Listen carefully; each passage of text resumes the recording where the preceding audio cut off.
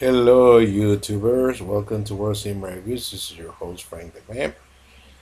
And we're continuing with our Hammer series. Sorry about my position right now. I'm still under the weather. So, like I said on the first video, I'm still, comfy in bed with my blood pillow. Just, as comfortable as I can to bring you a good video. So, we started with the Horror of Dracula from 1958. Fantastic film. In 1966, Hammer decided to follow it up with Dracula, Prince of Darkness.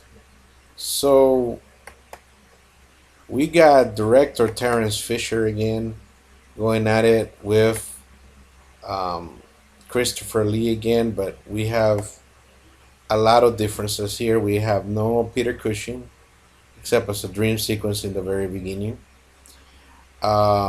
We have new actors. We have Barbara Shelley as Helen, Andrew Kerr as Father Sander, Francis Matthews as Charles Kent, Susan Farmers and Diana Kent, and Charles Tingle as Alan Kent. Torley Walters as Ludwig, and Philip Layton as Clove. Um, we have many different challenges that Terence Fisher had to overcome. But first of all, let me tell you the plot. Let's dive into another awesome Hammer movie. Well, and as far as spoilers goes, yeah, Dracula comes back, man. That's not a spoiler. So whenever I'm gonna try not to make it obvious how he made it to the next film. But yeah, they even say in this film, Dracula can't really be killed because he's already dead. He can be destroyed, and apparently he can be brought back in many different creative ways. So we begin our film with a flashback sequence, sort of a dream sequence, telling us when Peter Cushing, uh, with being Van Helsing, fought Dracula and ended his life.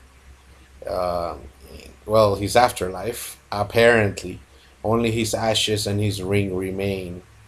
For many years, only his legend and his horror lived on. But vampiric um, happenings have stopped apparently. But our film begins with that, with uh, with a father trying to stop, uh, you know, um, uh, basically a staking of a poor woman that had just passed away, a young woman, from being staked, and says, "Hey, you know what? There's no more Dracula. This is all in the past. You guys should forget about it." But as bad luck will have it, there's just four English tourists that are passing by, and they talk a little bit with Father Sanders and says, "Hey, you know what? You should get close to Carlsbad, where Dracula's castle is, and you should be studying it. Be at the monastery." And they don't listen, and they go on their own. So they're taking us very close to Castle Dracula, but the because it's getting dark, the local coachman decides not to take them any further, so he kind of drops them up in the middle of nowhere. And lo and behold, when they're by themselves, a carriage appears with nobody in it, and they get in it, and it takes them straight to Castle Dracula, where Clove, a mysterious butler, is waiting for them. And of course, it's not a big spoiler here. I think it's even on the preview that Clove may have ulterior motives of resurrecting, Count Dracula, by using the blood of one of the four visitors. And it's basically, and I'm not going to spoil to who or to what happens. So these two couples, these two couples go there, and unfortunately, not all four make it through the night, unfortunately. But that ends up that some of them can escape, and then they contact the father as a way to contact the newly resurrected Dracula. So as far as the plot, that's where I'm going to leave it. There's several. Okay, this is a different film from the first one. Um, First of all, there's some things that the director had to overcome. There's no Peter Cushing. There's no Van Helsing in this film, so that that's tough because that's the main Dracula antagonist. We really want to see him, right? Another thing that happened is the controversy, and I'm gonna leave this to you to find to figure it out because uh, Christopher Lee apparently made some remarks saying that because unfortunately he does not speak in this film. It's not a non-speaking role. He just hisses. He just acts like a beast, like a primal vampire, and he doesn't he doesn't utter any lines. So apparently he says that the lines were so badly written that Christopher Lee says that he refused to say them. If you want to believe that, that's fine, and it's pretty possible. But also the screenwriter says that Christopher Lee may say whatever, but it's just that because of the nature of the film, that he wanted, I guess, he just didn't want the vampire to have any lines, so he just didn't write any to him. Um, they both have valid points. I don't know who to believe. I know I personally sort of believe Christopher Lee, but that's just my own personal opinion. I could be wrong, so it just depends. So for you to know. So you have a non-speaking vampire. You have no Peter Cushing. So what do you do? Well, you write a pretty good, a pretty good, interesting story. I really like the fact that it's so creepy. Like they don't know where they're going. Like it's gonna happen. They're gonna bring back Dracula, but you don't know how they're gonna do it. They're pretty clever about it. I like the I like the priest. It's very strong here, very motivated. He knows what to do. He knows how to fight vampires. He may not be Peter Cushing, but he's well prepared, and he ain't scared of them.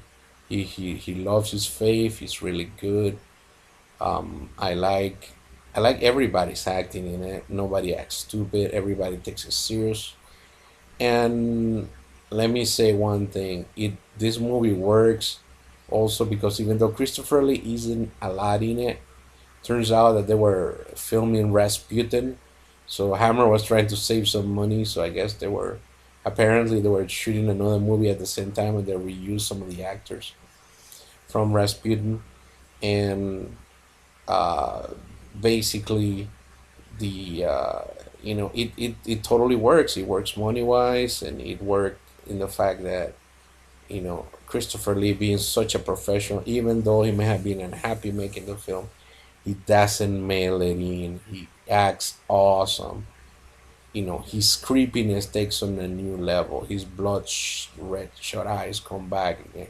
He's terrifying in this film, even though he doesn't speak. He commands every scene he's in.